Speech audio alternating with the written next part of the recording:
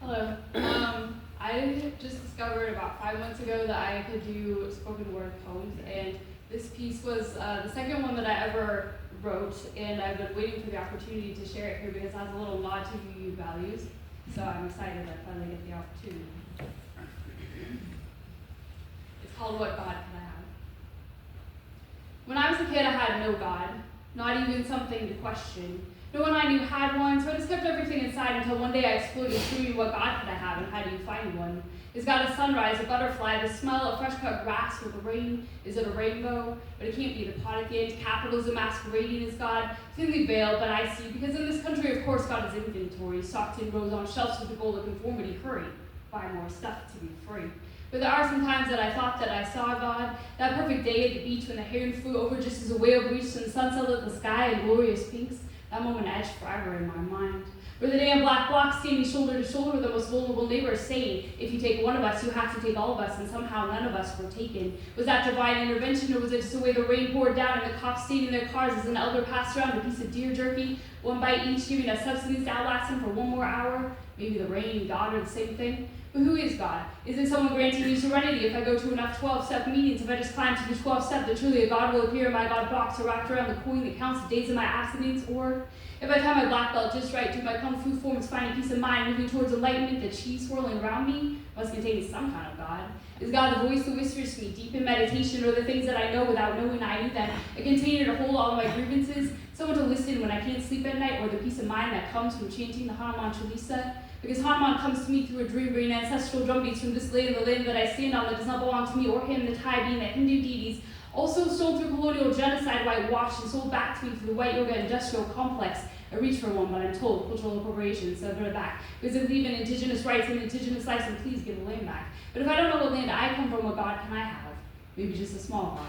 One that comes from my own breath, the bottom of the exhale, the space in between, the nothingness, the spaciousness, filling in around everything, or something to fit in my pocket, too small to be seen and yet bigger than anything. A giant God, enormous God, the universe, the sun, the moon, the stars, giant shapes across the sky, some great phenomenal being that no one dares defy, Allah, Buddha, Krishna.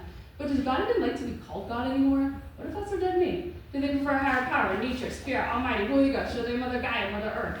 But how can my God be something that's dying? Is God just a test to see what I'll do and never again becomes again right now? We start railroading people across state and international lines, and does God respect my trans family, and do they know whose lives matter because Black lives matter, and I will not accept a God that does not put their own life on the line? And what kind of God made a world where we have to put our own lives on the line for basic human rights? Isn't God also bound by creed or covenant? Do they believe in interdependence, pluralism, justice, transformation, generosity, and equity? Love? Or are they beyond that? Are they just a flame on a chalice? Have they been extinguished when dark times come? Can we relight them? Do they come from us? Or are they the light that we must follow? Something bigger than us, a river of life flowing through us? Is God love itself holding us? A hand reaching out when I didn't know that I needed one more chance when I thought I was done. Do we have to find them, or are they always there and we just have to let them in? Maybe God is not a place to arrive at, but a process in which I seek and find some semblance of meaning and reverence for life. And I realize I don't even know my God's name or face. Maybe they're some or all or none of those things, but I'll still recognize them when I see them again.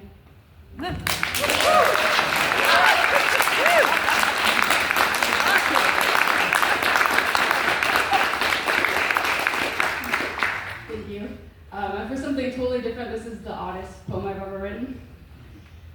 When I was a young teenager, I played Alice in a theater production of Alice in Wonderland, and I realized just recently that when I went down that rabbit hole, maybe, that's the theme of the night, maybe I forgot to come back up again, because that can explain why the world, it just seems more and more topsy-turvy and nothing seems quite right.